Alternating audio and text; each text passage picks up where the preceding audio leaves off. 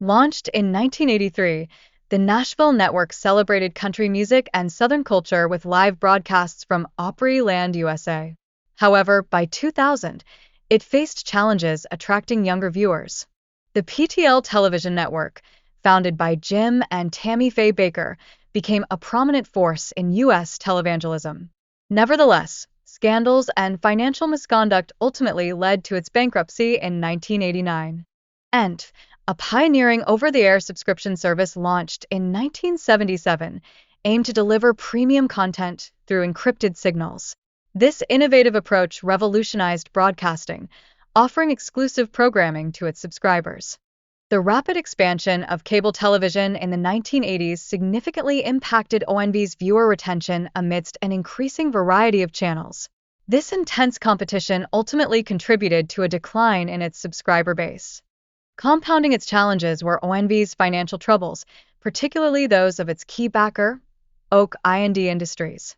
This turmoil culminated in the shutdown of all operations between 1983 and 1985, illustrating network's vulnerability during economic downturns. Despite its innovative beginnings and early successes, ONV's journey underscores the necessity for adaptability in the evolving television industry as viewer preferences changed rapidly during that time. Initially, the Comedy Network focused on entertaining audiences with acquired sitcoms from the 1950s to the 1970s, offering nostalgic favorites that set it apart from competitors. The merger with HBO's Comedy Channel was a strategic response to low subscriber counts, with both channels boasting fewer than 10 million subscribers individually. This union aimed to pool resources for enhanced viewer engagement. In contrast, the Weather Channel, launched in 1982, prioritized accurate weather updates without distractions. Over time, it evolved to incorporate more entertainment while maintaining its commitment to meteorological precision. The box's concept revolutionized viewer engagement by granting audiences unprecedented control over their playlists, marking a significant departure from traditional music channels. Alongside the box, Sports Channel America emerged in the 1980s, changing the sports broadcasting landscape by offering diverse content without a fixed schedule. Nickelodeon transformed children's television during the 1980s with innovative programming, featuring iconic shows that captivated young audiences and adapted to shifting tastes. VH1 initially distinguished itself by showcasing artists such as Olivia Newton-John and Tina Turner, creating a mature soundtrack that resonated well with viewers aged 25 and above.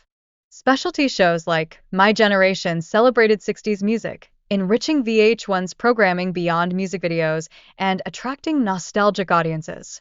As viewer preferences shifted from music-centric content to reality TV, VH1 adapted with shows like Behind the Music, reflecting its responsiveness to the demand for celebrity-focused programming.